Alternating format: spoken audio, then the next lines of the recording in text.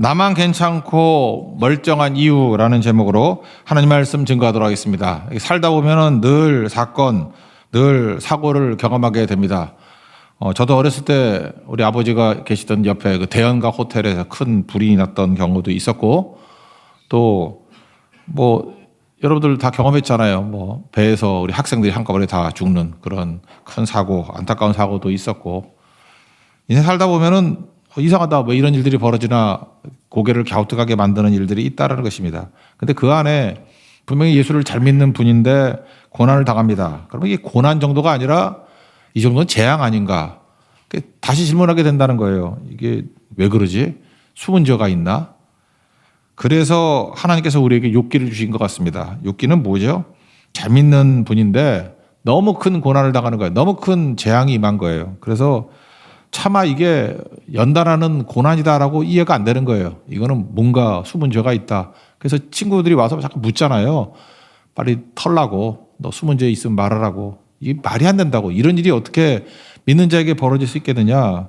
원인이 뭐냐, 책임을 묻고. 우리도 그렇다는 것입니다. 욥기의 친구들만 그런 게 아니라 우리도 당해보면은 실제로 당해보세요. 그럼 꼭 이런 현상이 벌어지게 된다는 것입니다. 그런데 이건 또 반대로 해석이 돼요. 이런 질문 속에서는 근데 나는 지금 괜찮거든요. 나는 지금 멀쩡하거든요. 나는 안전하거든요. 안 망했거든요. 그럼 이걸 어떻게 해석해야 되냐는 거예요. 그죠? 내가 저들보다 낫냐? 그래서 오늘 세 가지 태도가 나오는데, 첫째는 자기 의를 드러나는 사람이 있습니다. 너 이렇게 망하는 거 보니까 너 숨은 죄 있지. 나는 잘 산 건 아닌 것 같지만 그래도 하나님 앞에서 인정받으니까 나는 안전한 거야. 그러니까 너는 망하고 나는 안전한 이유는 내가 하나님 앞에 의가 있기 때문에, 그리고 나의 의를 드러내고 상대를 정죄하는 거. 이렇게 하면 안 된다는 거죠. 이게 첫 번째 태도. 두 번째 태도는 뭐냐? 사실 고난당한 사람들만 쳐다볼 게 아니라 예수님께서 우리의 관점을 돌이키는 거예요. 그게 네 모습이다. 너도 그럴 수 있다. 지금 저렇게 당한 사람들이 죄가 많아서 그런 줄 아느냐? 아니다. 너도 그 자리에 있으면 그랬을 거야. 그래서 오늘 핵심은 그거죠. 자기 자신, 관점 전환해서 그게 나일 수 있다. 나다라고 보는 거. 그래서 모든 해석들은 고난이 오고 재앙이 올 때마다 일차적으로 나한테 적용하는 게 되게 중요한 것입니다. 내가 바로 그 사람입니다. 그게 오늘 핵심이고요. 세 번째 내용은 뭐냐 하면, 그러면 지금 우리가 이렇게 멀쩡하게 살아있잖아요. 그럼 이게 무슨 뜻이냐는 거예요. 기회라는 것입니다. 세컨 찬스. 이게 기회라는 거예요. 그래서 마지막 비유를 드시잖아요. 3년 동안 열매 맺지 못하는 무화과 나무 1년만 더 그러잖아요. 그러니까 지금 멀쩡한 게 아니죠. 하나님께서 우리에게 기회를 주신 거다. 그래서 우리가 이 말씀을 읽는 개개인에게 적용되는 말씀은 자기 의 드러내려는 바보짓 하지 마라. 누구 정죄하려는 바보짓 하지 마라. 두 번째는 이게 너한테 하는 말이야. 나한테 하는 말이야. 내가 거울같이 내게 새겨 들어야 될 것이고. 근데 우리 결심을 하잖아요. 잘 살기를 원합니다. 그럼 어떻게 잘 살기를 원하느냐? 그럼 세컨 찬스를 주시는 걸 어떻게 잘 살 것인가? 라고 하는 것을 또 세 가지로 한번 살펴보겠어요. 첫째는 내가 주인이 아니라 종이라는 의식을 갖고, 두 번째는 충성과 최선을 다하고, 마지막은 결과를 하나님께 맡기는 것. 이 정도 살펴보면은 이 말씀을 우리 체계적으로 이해할 수 있고 주님이 주시는 음성을 듣는 우리 하나님의 종이 될 수 있다고 생각을 합니다. 차례대로 살펴보겠습니다. 이렇게 어려운 일을 당하게 되면은 나는 멀쩡하잖아요. 나는 안 망했습니다. 그럼 우리는 나도 모르게 이런 생각을 해요. 상대가 비교를 하거든요. 그래도 내가 철학에도 한 번 더 나오고, 새벽기도 월수금 나오지만 3번은 나오고, 공로가 있어서 그래도 성경 가가지고 되지도 않는 춤도 추고, 그래서 하나님이 나를 건져주셨어. 잠깐 이렇게 공로의식, 자기 의를 들고 나가는 것입니다. 그럼 상대방은 그거 안에서 망했나? 이렇게 들은 게 아니라는 거예요. 이러면 자기 의를 드러낸 사람은 거꾸로 얘기하면 누굴 정죄하게 돼 있다고요. 나는 옳고 너는 틀렸다, 그게 되잖아요. 그게 선악과 아닙니까? 이렇게 나가서는 안 된다라는 것입니다. 여기 보니까 큰 사건이 있었던 것 같아요. 갈릴리 학살 사건, 이렇게 말해야 된다고 생각을 합니다. 절기마다 예루살렘에 모여들지 않습니까? 근데 가족당 양 한 마리씩 잡습니다.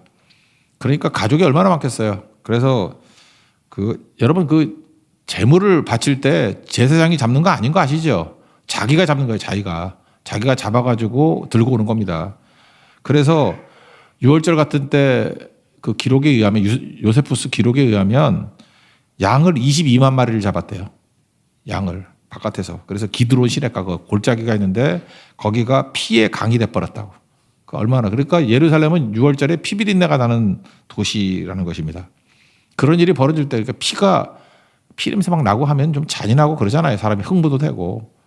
그럴 때 갈릴리에 온 사람들이 있었다 그랬죠. 그런데 여러분 아다시피 빌라도는 유대를 통치했고 갈릴리는 이거 뭐 알거나 몰라도 되는데 성경에 나오는 헤롯 안디바예요. 안티파스. 헤롯 통치하는 사람이 다릅니다. 그래서 빌라도하고 헤롯 안디바하고 이렇게 경쟁이 있었거든요. 그래서 갈릴리 온 사람들이 뭐 좀 말을 안 듣고 그랬는가 봐요. 내가 왜 네 말 들어? 나는 뭐 헤롯 말 들어. 뭐 이러면서 이렇게 갈등을 유발했는가 봐요. 그래서 빌라도가 열받아가지고 학살을 했던 사건. 그래서 아마 정치적으로 되게 위험했던 사건이 벌어졌던 것 같습니다. 그래서 갈릴리 사람들이 많이 죽었어요. 그럴 때 이 사건을 가지고 지금 질문을 하는 거예요. 이렇게 갈릴리 사람들이 학살 당했는데 이거 누구 죄냐? 뭐 이렇게 들고 나오는 거죠. 그들이 원한 건 뭐였겠어요? 둘 다 꽃놀이 패죠. 왜 그래요? 첫 번째 빌라도의 죄다. 그래도 통쾌한 거고 빌라도 나쁜 놈. 그리고 유대 사람들이니까 갈릴리 사람들이 뭐 숨은 죄를 졌기 때문에 저렇게 죽은 거야. 빌라도의 손을 통해서. 뭐 그래도 나쁠 거 없고. 왜냐하면 약간 경쟁 의식이 있었거든. 그러니까 우리는 그래요. 무슨 질문을 할 때 이렇게 꽃놀이패를 들고 나갑니다. 뭐 이래도 좋고 저래도 좋고 어쨌든 나는 아니잖아. 뭐 그런 식의 질문을 했다는 것입니다. 그러니까 누가 악하냐, 누가 더 악하냐, 누가 죽을 만하냐 이런 질문을 했는데 예수님의 대답은 뭐였죠? 2절을 보니까 이같이 갈릴리 사람들이 해를 받음으로 다른 모든 갈릴리 사람보다 죄가 더 있는 줄 아느냐? 아니다. 3절에 보니까 너희에게 적용해야 돼. 회개하지 아니하면 다 이와 같이 너희도 된다. 그러니까 예수님의 대답은 뭐였습니까? 관점을 전하는 거죠. 너 자신을 바라보라. 여러분 예수를 잘 믿는 사람들이 유머 감각이 뛰어납니다. 난 이유가 뭔가 같아요. 유머 감각이 뛰어난 뭐 개그맨이나 이런 사람들 보면은 기대를 망가뜨리는 방식을 써요. 우리가 뭘 기대하잖아요. 그 기대대로 가는 사람들은 대충 세상의 흐름대로 가고 마귀가 유머가 없거든요. 여러분 보세요. 그 마귀로 등장하는 거 보니까 후드 있고 웃질 않아. 그래서 여러분 이단 집단 같은 데 가보면 특징이 뭐냐. 웃음이 없어. 맨날 심각해. 그리고 하여튼 웃지를 못해요. 왜냐하면 틀대로 가고 기대를 망가뜨리지 못하거든요. 근데 예수를 잘 믿으면은 예수님이 되게 유머가 많아요. 다음 주나 수요일에 예수님의 유머라는 주제를 갖고 한번 설교를 하려고 그러는데 우리가 안 웃어서 그렇지 예수님 되게 웃겼다고.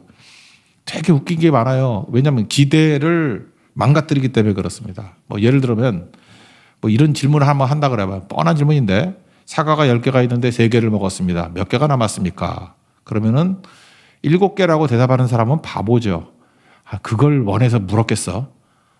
사과 10개가 있습니다. 3개를 먹으면 몇 개가 남았습니까? 7개. 그게 아니죠. 근데 그 여러 가지 대답이 있는데 뭐 예를 들어 하나만 든다 그러면 어떤 사람이 3개입니다. 그렇게 얘기했다는 거예요. 그럼 묻겠죠. 왜? 그러면 먹는 게 남는 것이기 때문에. 그럼 그 사람도 그게 일리가 있죠. 그러니까 뭐예요? 우리 기대를 깨버리잖아요. 그거 말고 1번, 2번, 3번, 4번 여러 가지 대답을 통해서 그 사람이 이런 그 기대를 망가뜨리는 방식을 알고 있다고요. 그런 사람이 창의적이고 그런 사람이 유머가 있고 그런 거라고요. 예수 믿는 것도 똑같다는 것입니다. 세상의 방식이 있잖아요. 세상의 기대가 있잖아요.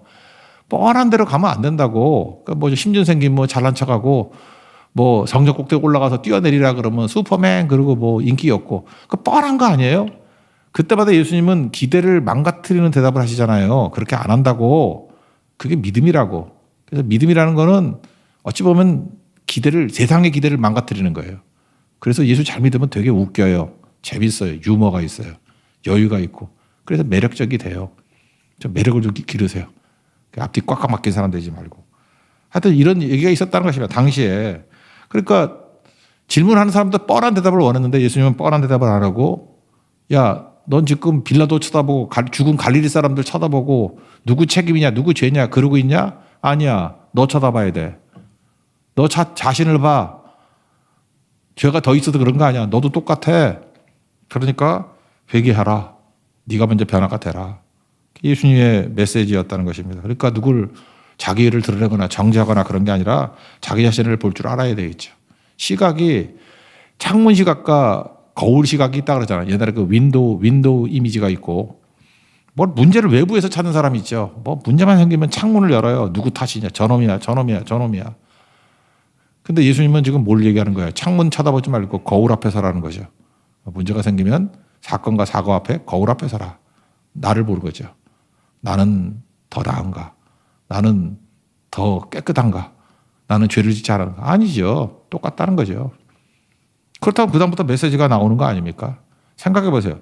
창문 앞에 서 있는 사람은 질문을 밖으로 던집니다. 누구 탓이다. 그래서 원망하고 탓하고 맨날 억울한 거야, 이런 사람들은. 그래서 이 사람은 사람하고 싸워요. 그러니까 뭐예요? 나쁜 놈이죠. 요셉 보세요. 내가 이 모양 요꼴이 된 게 창문을 열고 난 다음에 누구 탓이야? 그러면 뭐 형님 탓, 뭐 그럴 수 있죠. 아버지 탓도 됐지. 아버지가 그 지혜 없게 체력옷 입혀가지고 날 죽이려고 그런 거지. 아버지는 살아가는 방법을 몰라. 아버지 탓할 수도 있고. 형님들 그렇다고 날 팔아먹냐?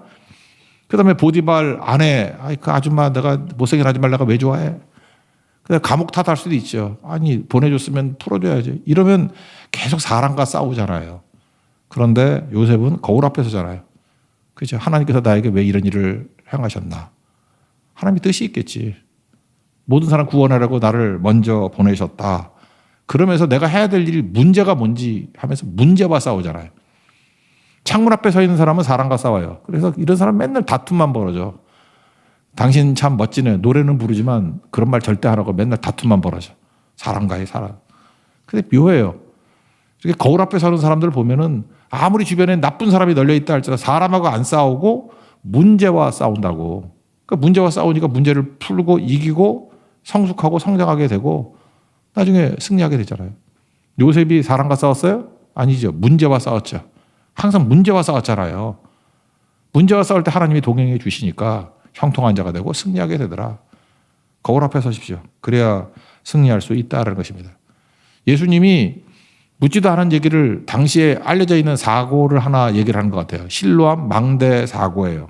아마 실로암 망대가 히스기야 때 성 밖에 있는 우물을 팠잖아요. 그래서 거기서 안으로 이렇게 끌어들인 거 아닙니까? 예루살렘 성 안에는 물이 없는데 포위했을 때 물 끌어들이려고. 그래서 실로암에 망대가 있었는데 히스기야 때 만들었으니까 오래됐으니까 뭐 낡았으니까 사고도 났겠죠.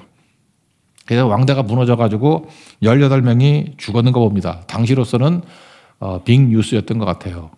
그럴 때 예수님이 먼저 물어보는 거예요. 최근에 실로암 망대 무너진 사건이 있었지? 18명 죽었지?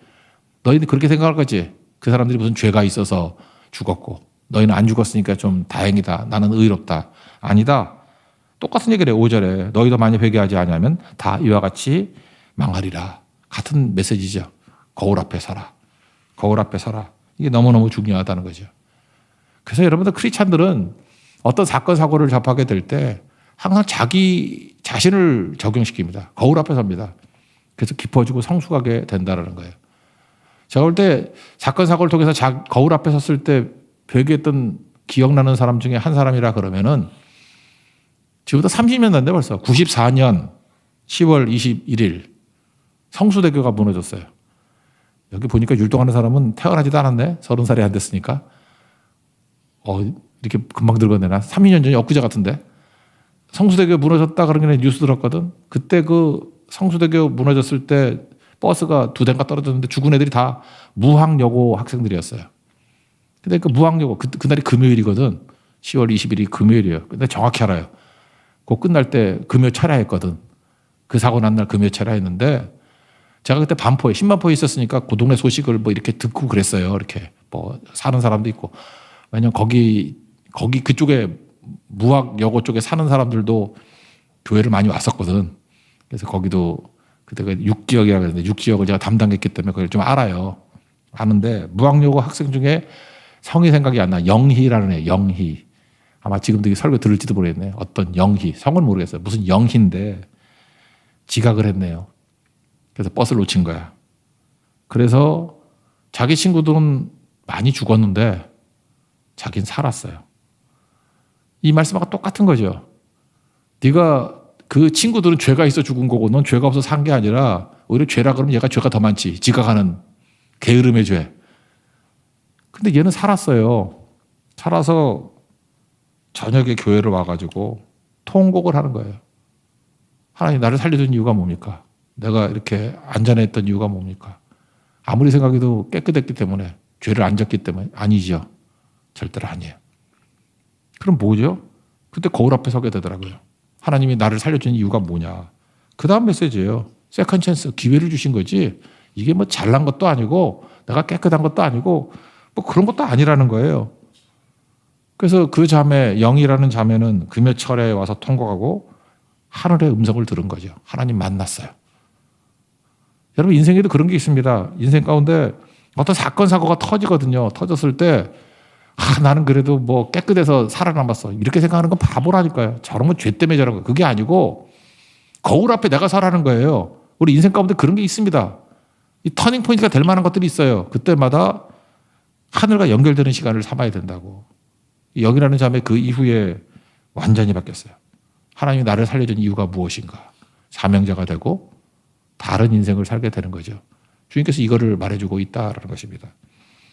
그러므로 우리 자신의, 여러분들 그런 거 있죠. 이상하게 단 사람 다 망하는데 내가 나을 것도 없는데 나는 안 망했어. 나는 멀쩡해요. 나는 이렇게 건재해 있어. 그렇다는 걸 뭐로 해석해야 되느냐. 이거는 기회라고 이해해야 된다는 것입니다. 금년 우리 선교 주제가 세컨 찬스잖아요. 우리 반주하는 김혜일 집사님 학원 이름도 바꿨대. 요즘에 계속 세컨 찬스 했더니 아무래도 학원 이름을 바꿔야겠대. 그래서 그 학원은 다 떨어진 애들만 와가지고 세컨 찬스로 오는가 봐. 학원이 잘 텐데 세컨 찬스를 바꿔서. 그래서 두 번째 기회라고 바꿨어요. 세컨 찬스. 금주간에 바꿨더라고. 예수님이 비유를 하나 드시는 거예요. 그게 무화과, 포도원에 있는 무화과나무 비유예요. 간단히 설명하면 이런 거라고요. 포도원에 무화과 안 심어요. 무화과의 특징이 뭐냐 하면 영양분을 빨아들이는 능력이 엄청나가지고 무화과 하나를 심으면 여러분 농사 지은 분들은 알아요. 무화과를 심으면 몇 년 동안 딴 농사가 안 된대. 모든 자양분을 다 빨아들여가지고 주변에 있는 걸 다 죽여버린대요. 그러니까 포도원에 무화과를 심으면 포도가 안 열려요.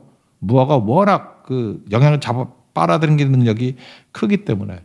그러니까 사실 이게 말이 안 되는 걸 예수님이 지금 예를 들고 있는 거거든.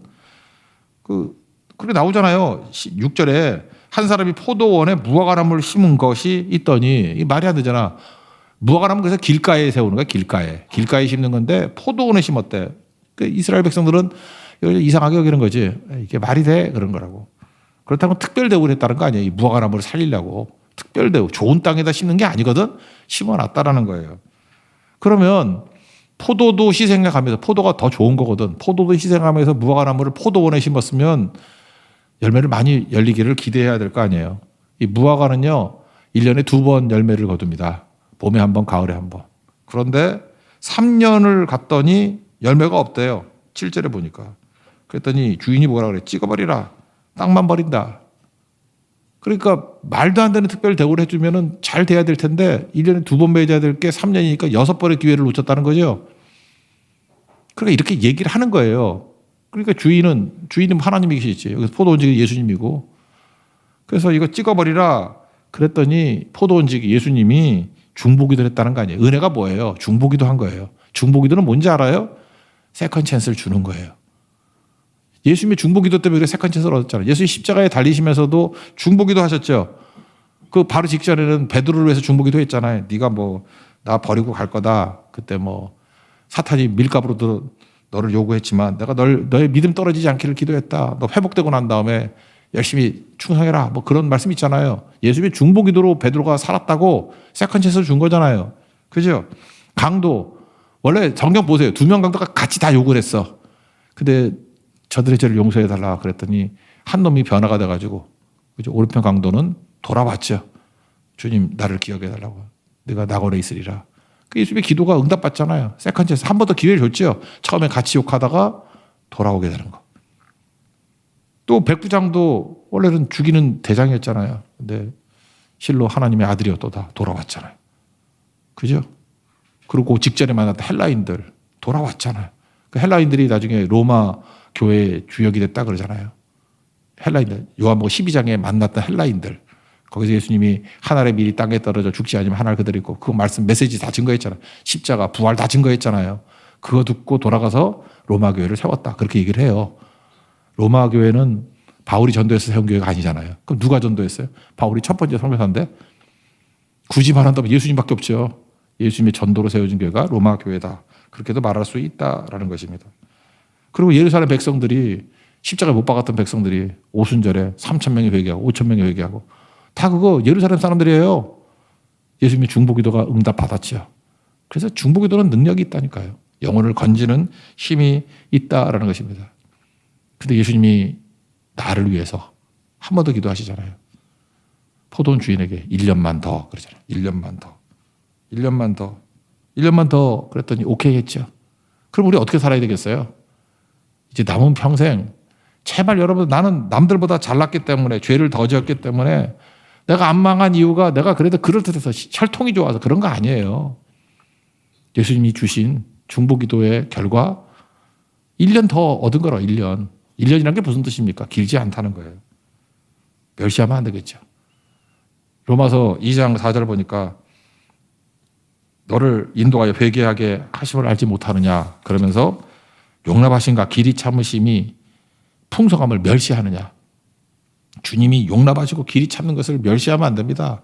이거 주님께서 주인에게 얘기해서 1년만 더 우리가 1년 남은 거예요. 1년 충성을 다해야 되겠죠. 여러분 진짜 물리적으로도 1년 남은 사람 되게 많아요.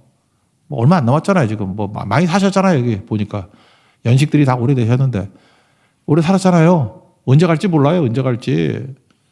젊었다고요. 심장 멈추면 가는 거예요. 그걸 심장마비라 그래. 그냥 가는 거야. 갑자기 놀라가지고 어떡할까 뭐 로또 사가지고 1등이래. 그리고 놀라가지고 죽으면 그 로또는 딴 사람이 받아가고 자기는 가는 거예요. 그죠? 그거 아시잖아요. 그러니까 얼마 안 남았다고. 그러면 세컨 찬스니까 충성 다 하자. 그것도 중요한 건데 오늘 그 예수님의 대답 가운데 세컨 찬스를 붙드는 방법 3가지가 나온다니까요. 그게 내가 주인이 아니고 종이다라고 하는 거. 또 하나는 최선을 다하는 거죠. 그러니까 충성을 다하는 거. 이게 세컨 찬스를 붙드는 거예요. 그리고 3번째는 결과는 하나님께 맡기는 거. 그러니까 세컨 찬스를 붙는다는 것은 구호가 아니고 구체적이라는 거예요. 종이라는 인식을 갖고 최선을 다하고 결과는 맡기는 거. 이게 세컨 찬스를 붙드는 길이라고. 오늘 이게 핵심이에요. 이렇게 살아야겠죠. 그러면 여러분도 세컨 찬스를 놓치지 않는 영광스러운 인생이 될 수 있다는 것입니다. 먼저 8절을 보니까 대답하여 이르되 주인이여 금년에도 그대로 두어서 1년만 더 주세요. 그랬죠. 여기서 할 수 있는 게 뭐예요? 주인이여. 그러니까 뭐예요? 우리는 종이다. 그런 뜻이죠. 내 삶의 주인이 하나님이시라는 겁니다. 내가 주인 아니라는 거예요. 우리는 말론 그래요. 하나님이 우리의 주인 되시고 나는 아닙니다. 근데 실제로 내 뜻대로 살잖아요. 종은 자기 뜻이 없습니다. 주인 뜻대로 사는 거잖아요. 자기 소원이 없습니다. 주인의 부르심대로 사는 거죠. 그러니까 세컨 찬스를 붙들은 종은 종으로 살아야 돼요. 내 뜻 주장하거나 내 소원대로 사는 게 아니라 주인의 뜻대로 주인의 부르심대로 사는 거라고요. 그게 충성스럽게 사는 거라는 것입니다. 그거 아니면 안 되는 거죠. 교회 개척 연구소라는 데가 있습니다. 어떤 목사님 만드시는데 너무 답답해서 이거 만들었대. 이유가 뭐냐? 교회 개척을 하는 사람이 되게 많은데 교회 개척을 할 때 하나님의 타이밍에 하나님의 방법대로 해야 되는데 꼭 보면 너무 자기 뜻이 강한 거예요. 그래서 자기 뜻대로 고집 부리다가 다 무너지고 된다는 거예요. 그러니까 시작할 때 개척할 때 기도 많이 해야 되는 이유가 뭐냐면 내가 죽고 종으로 시작해야 돼. 종으로. 보세요. 내일도 대일학교에 이제 개척 예배 시작하거든요. 내가 이번에 가서도 거기 목사님하고 내가 진짜 많이 얘기를 나누고 같이 기도도 하고 하루는 같이 보내라 그래. 하루는 같이. 왜냐하면 내가 알고 있는 모든 노하우, 영적 노하우 이런 거 좀 나누고 싶어요. 특별히 모델이 뭐냐? 빌립보 교회예요. 빌립보가 개척교회 아니에요. 처음 개척할 때. 유럽의 첫 번째 교회 아닙니까? 개척할 때. 그때 하나님께서 바울과 실라에게 무슨 훈련을 시켜요? 일단은 드로아에서 잠깐 막잖아요. 예수의 영이 맞고 성령이 맞고 그러니까 속도 조절을 하나님이 하시는 거죠. 그 다음에 빌립보에 갔더니 이거 뭐 귀신 들린 여정 고쳤다고 또 감옥에 갇히고 뭐가 이게 방법이 안 맞지 자기하고. 자기 방법대로 하는 게 안 되고 속도도 안 맞고 방법도 안 맞고 시간 타이밍도 안 맞고 빌립보 사역이 다 뒤죽박죽이죠. 그래서 개척이 힘든 거예요. 저는 그렇게 생각해요. 그걸 뭐 기적이다 이렇게 생각하는 것보다도 빌립보 사역이 바울의 뜻대로 된 게 하나도 없어. 가고자 하는 것도 자기 뜻이 아니고 방법도 자기 뜻이 아니고 하여튼 자기 뜻대로 되는 게 하나도 없었다고. 근데 마지막 보니까 안 된 것도 하나도 없죠. 다 됐죠. 그게 개척 사역의 특징이에요. 내가 주인 되는 것을 다 꺾어버리고 내가 100% 종입니다. 그러면 된다. 그게 핵심이에요. 대일학교에도 마찬가지입니다. 지금 뭐 두 분 목사님이 되게 꿈이 있겠죠. 그 귀한 겁니다. 하나님 주신 꿈이면 귀한 거죠. 근데 제가 그 말씀을 해주고 싶어요. 목사님들의 방법대로 안 될 겁니다. 목사님들의 속도대로 안 될 겁니다. 목사님의 의도대로 안 될 겁니다. 끝까지 고백. 아침부터 저녁까지 복창해야 돼. 나는 주인이 아니고 종입니다. 종이 무슨 뜻이 있어요? 종이 무슨 의지가 있어요? 끌고 가는 대로 가는 거지. 그러면 되는 거죠. 잘 보세요. 광야 40년 동안 해도 내용이 뭐냐면 나는 이해가 안 되는 게 이스라엘 백성들이 금송아지 우상을 만들었다는 거예요. 아니 홍해를 가르고 반석에서 물이 나오고 만나로 먹여주시고 구름기둥 불기둥으로 보호하시고 인도하시고 온갖 기적투성이 아니에요? 근데 모세가 40일 동안 뭐 시내산에 안 내려온다고 금송아지를 만들어요? 그 우상의 특징이 무엇입니까? 우상의 특징은 자기 욕심이에요. 욕심이 투영된 모습이. 그래서 우상 숭배할 때 자기를 위하여 우상 만들지 말라 그러잖아요. 그러니까 내 욕심을 투사한 게 우상이라고. 그러니까 금송아지 만들어 놓고 내가 만든 신을 만드는 거예요. 내가 만든 신, 내 욕심대로 맞춰주는 신. 그래서 무당이나 점쟁이한테 가보면 다 내가 원하는 대답 해주지. 돈만 많이 줘봐. 다 원하는 대답 다 얘기해줘. 목사도 성도들이 듣고 싶은 설교, 원하는 설교만 쭉 해주면 무당 목사예요. 근데 저도 알아요. 어떻게 하면 여러분들이 듣기 좋아하는지. 근데 그거 하면 무당 목사야. 하나님 말씀을 증거할 때 어떤 때는 그래요. 이런 설교하면 듣기 싫어할 거다. 이런 거 할 때는 안 올 거다. 뭐 하다못해 그러잖아. 설교 이렇게 제목 잡으면 클릭 안 할 거다. 그거 다 알아요. 내가 모를 줄 알아? 다 알아요. 안다고. 그래도 하는 거죠. 왜요? 욕심이 깨져야 되는 거거든. 두려움이 깨져야 되는 거고 하나님 말씀대로 종이니까 굴복해야 되는 거거든요. 이 과정이 있어야 비로소 빌립보 교회가 세워지게 되는 겁니다. 우리도 이걸 꼭 붙들어야 된다는 것입니다. 그래서 세컨 찬스, 우리가 이제 1년 남았잖아요. 짧다는 뜻이에요. 세컨 찬스를 붙드는 종이 되기 위해서는 내가 주인이 아니고 종입니다. 내 뜻 아니고 내 타이밍 아니고 내 방법 아니고 내 방식 아니고 주님이 이끄시는 대로. 여러분들 인생의 영광스러운 승리를 위해서 나는 종입니다라는 인식을 회복하는 믿음의 종 되기를 바랍니다. 종이 돼야 회개가 가능해요. 돌이키는 거. 주인은 회개 안 합니다. 주장하고 고집부리지. 그래서 내가 주님의 종, 예수 그리스도의 종입니다. 이게 되게 중요한 고백이에요. 우리 예수님의 종입니다. 주인 아니다. 그 고백이 있는 믿음의 종 되기를 바랍니다. 그리고 두 번째 내용은 뭐예요? 8절 하반절에 내가 두릅하고 걸음을 줄이니 그랬잖아요. 주님께서 부르신 부름을 감사히 받고 최선을 다하는 거예요. 이거 뭐죠? 충성을 다하는 거. 이게 되게 중요한 거죠. 인생은 짧습니다. 그래서 주님이 내게 명확하게 주신 말씀이 있잖아. 이제 파하겠어. 그러면 그때 할 길이 뭐예요? 두릅하고 걸음 주고 두릅하고 걸음 주고 두릅하고 걸음 주고 최선을 다해야죠. 뭐 딴 거 할 거 있어요. 딴 생각하지 말아요. 주님이 명확히 이게 내가 너에게 맡긴 사명이다 그러면 두릅하고 걸음 주고 그거 해야죠. 봉사할 기회가 있으면 기회입니다. 이거 미루면 안 돼요. 기회예요. 사랑할 찬스가 있으면 사랑의 기회예요. 선교할 기회가 오면 이거 기회라고 미루면 안 된다고요. 짧습니다. 당장 해야 되죠. 당장. 신발회사 구호같이 just do it. 당장 해야지. just do it. 그죠? 당장 해야지. 당장. 당장 하다 보면 어떤 일이 벌어져요? 거기서부터 어려움이 있겠지만 근육이 생긴다. 근육이. 요즘에 그 연세 드신 분들 보니까 우리 교회도 그래요. 돈도 많은 분도 있고 다 그래. 근데 물론 믿음 있는 사람을 전제를 하는 거예요. 돈은 있으면 뭐래. 뭐 체력이 안 되니까 어디 가지도 못해. 성교도 못 가고 나오지도 못하고 그 맛있다는 고기도 먹지도 못하고 소화가 안 되니까. 그래서 제가 보니까 그래요. 이 재테크 잘하신 분도 더 중요한 게 근테크야. 근육이 있어야 돼요. 나 그래서 요즘에 그 형제들 만나서 내가 양해를 구하고, 야, 넓적다리 한번 만져봐도 돼? 만져봐서 딱딱한, 오늘 아침에 만났는데 그 형제 딱딱했어. 너는 소망이 있어. 어떤 맹탕. 너는 이제 준비해라. 갈 준비해라.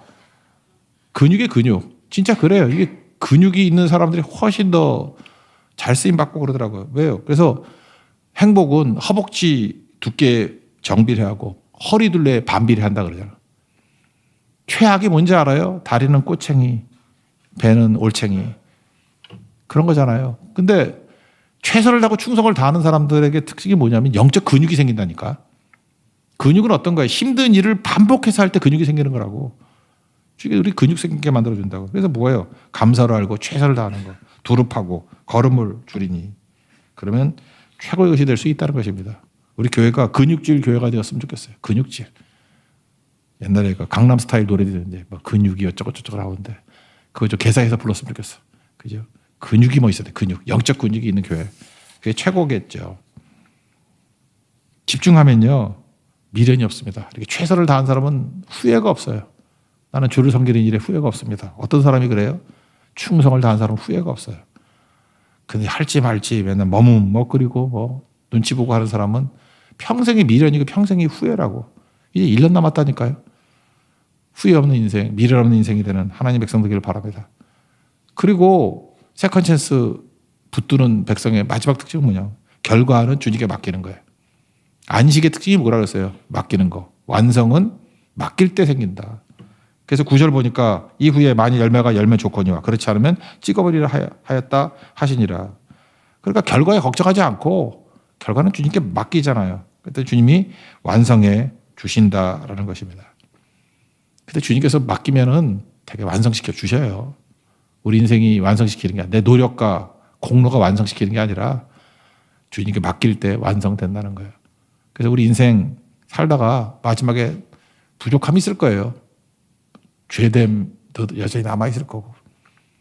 내 영혼을 주님께 의탁합니다. 맡깁니다. 그러면 주님이 우리 영광 가운데 변화시켜 주시고 보혈의 피로 씻어 주시고 우리를 받아 주실 거라고. 우리 그걸 믿습니다. 그게 하나님 백성들의 모습이라는 거예요. 오늘 이 말씀을 여러분 천국의 모닝콜로 알고 자다가 번쩍 깨는 은총의 시간이 되길 바랍니다. 우리 주변 보니까 사건 사고 많죠? 안도가 갖고 나는 살아남았네.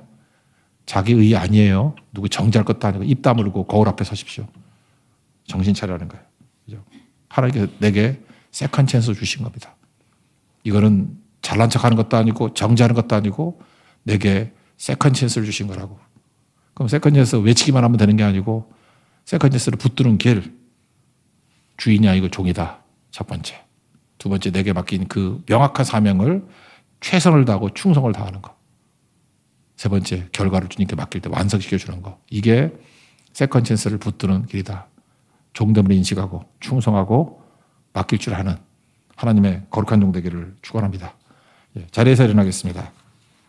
내 삶에 들어온 찬양하겠습니다. 내 삶에 들어온